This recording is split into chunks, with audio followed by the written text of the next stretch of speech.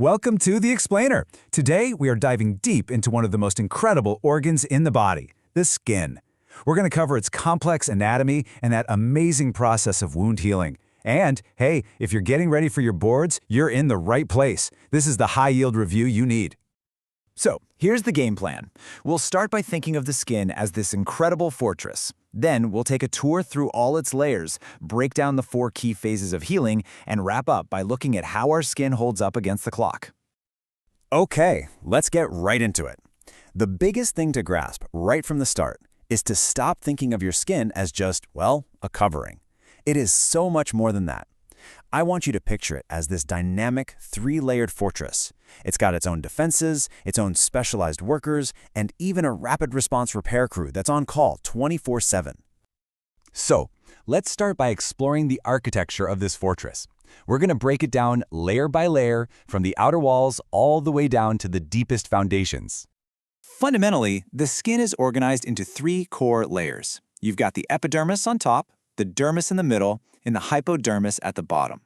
Each one has a totally different role, but they're all working together seamlessly to protect you. Okay, let's start at the very top with the epidermis. This is your outer shield, your first line of defense. Now, the technical term is a stratified squamous epithelium, which is really just a fancy way of saying it's made of multiple layers of flat, tough cells. And that structure is exactly what makes it such a great barrier against the outside world. Now, for anyone studying for exams, listen up. This is classic, high-yield stuff. You absolutely have to know these 4 layers from the outside in. We start with that tough, dead, cornified layer, then move down through the granular and spinous layers, all the way to the basal layer at the bottom, which is just buzzing with new cell growth. It's constantly rebuilding the epidermis from the ground up. But the epidermis isn't just a stack of layers. It's more like a bustling city with a bunch of different workers, each with a specific job. You've got the keratinocytes, which are the main builders, providing that structural integrity. Then there are the melanocytes, the sunscreen producers making melanin. You've got Langerhans cells, which are like the immune security guards. And finally, Merkel cells, the tiny sensors for light touch. All right, let's go a layer deeper. Now we're in the dermis. If the epidermis is the outer wall, the dermis is the command center and the supply hub inside the fortress. It's this strong but flexible matrix of collagen and elastin, and it's packed with all the critical infrastructure. We're talking blood vessels, nerves, hair follicles, and glands. It's all in there. And at the very bottom, we hit the hypodermis, which you might also hear called the subcutis. This is literally the foundation of our fortress.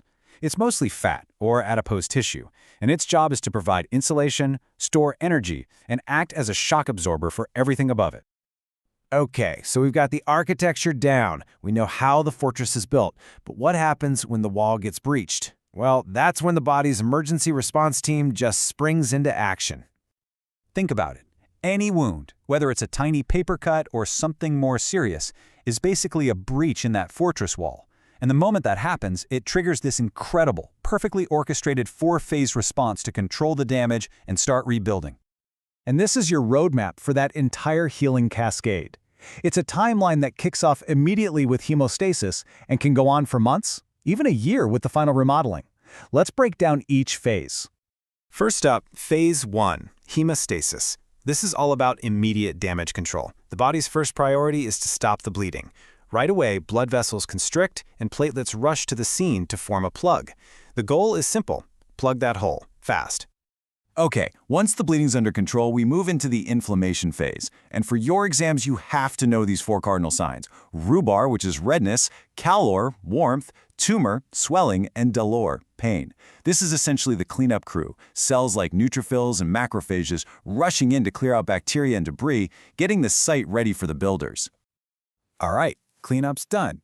Now, the construction crew arrives. This is the proliferation phase. You've got fibroblasts flooding the area, laying down a new scaffold of collagen.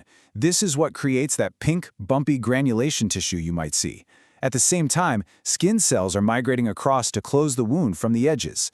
Now, how this happens depends on the type of wound, and this is super important. A clean surgical cut that's sutured shut, that heals by primary intention. But a bigger, open wound, like an ulcer, has to heal from the bottom up. We call that secondary intention. And there's one more: tertiary intention. That's when a wound is left open on purpose, maybe because of infection, and then closed up later.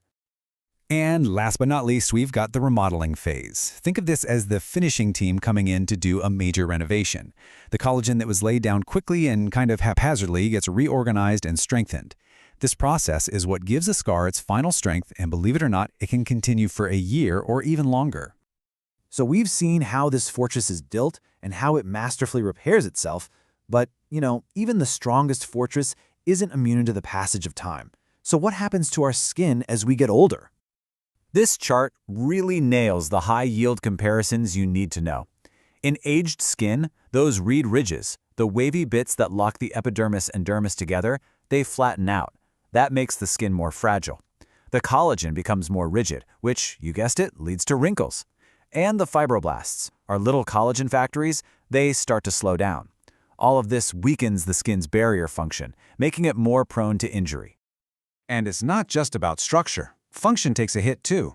The glands that produce oil and sweat shrink, which is why older skin is often drier. We lose melanocytes, which means less natural UV protection and those patchy changes in skin tone. Even our sense of touch can get duller as the receptors decrease. And really importantly, our ability to regulate body temperature can be compromised. It's a whole system change. So, we've walked through how the fortress is built and how it gets repaired. But here's the final, critical question. What happens when that repair crew is compromised? This is why understanding the normal process is so vital. It's the key to understanding what goes wrong. For example, an infection keeps the wound stuck in that inflammatory phase. Ischemia, a lack of blood flow, means the construction crew literally can't get the supplies it needs to rebuild. And systemic issues like diabetes can throw a wrench into every single step of this process. So, when you master the normal, you're equipped to diagnose and treat the abnormal. And that's the ultimate goal, right?